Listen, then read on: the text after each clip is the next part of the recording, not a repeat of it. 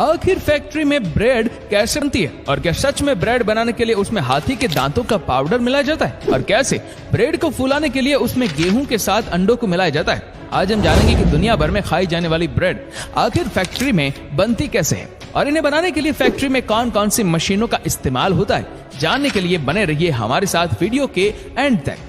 दोस्तों, आप सभी जानते हैं कि ब्रेड बनाने के लिए गेहूं का इस्तेमाल किया जाता है और ब्रेड बनाने के लिए सबसे पहले गेहूं को खेतों में उगाया जाता है। जब ये गेहूं 120 या 130 दिन बाद पककर तैयार हो जाते हैं तब इन्हें व्हीट कंबाइन हार्वेस्टर की मदद से हार्वेस्ट करके बड़े बड़े ट्रकों में लादकर फैक्ट्रियों में भेज दिया जाता है।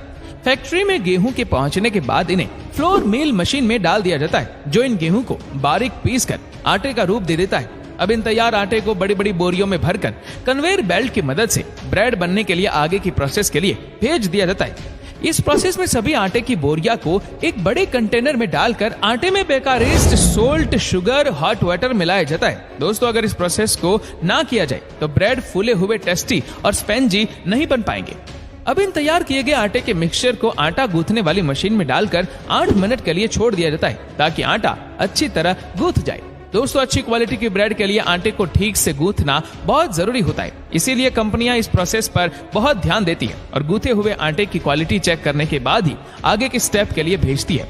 मशीन की मदद से गोंद के तैयार किए गए आटे को अब एक बड़े से कंटेनर में डाल दिया जाता है, जिसके बाद ये गूंथा हुआ आटा एक ऐसे मशीन से गुजरता है जो इन्हें कंपनी द्वारा निर्धारित किए गए तय वजन में एक समान कई टुकड़ों में काट देता है। इसके बाद से कन्वेयर बेल्ट की मदद से गूंथे हुए आटे के टुकड़ों को एक ऐसे मशीन से गुजारा जाता है जो इनके वजन को चेक करने का काम करता है। देखिए मशीन कैसे कम वजन वाले आटे के टुकड़े को अलग कर देता है और इन्हें दोबारा काटने के लिए भेज दिया जाता है। तो वही जिनका वजन परफेक्ट रहता है उन्हें कंटिन्यू कन्वेयर बेल्ट की मदद से आगे भेजा जाता है, जहां इन गोल मटोल आटे के टुकड़े ऊपर सूखा आटा लगाया जाता है ताकि ये कन्वेयर बेल्ट पर चिपके ना।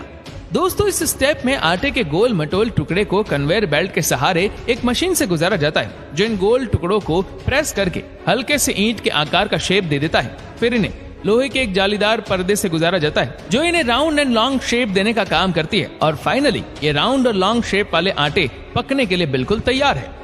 दोस्तों, अब तैयार इन आटे के टुकड़े को मोल्डिंग बॉक्स में डालकर इन्हें पकाकर ब्रेड बनाने के लिए गर्म भट्टी में डाल दिया जाता है, जहां इन्हें 50 से 60 डिग्री टेम्परेचर पर 25 मिनट तक हीट किया जाता है। जिसके बाद मोल्डिंग बॉक्स में रखे हुए आटे के टुकड़े स्पंजी ब्रेड के रूप में बदल जाते हैं। फिर इन ब्रेड के ठंडे होने के बाद पट्टी से निकालकर कन्वेयर बेल्ट पर डाल दिया जाता है ताकि इन ब्रेड पर हवा लगे और ये पूरी तरह से ठंडी हो जाए।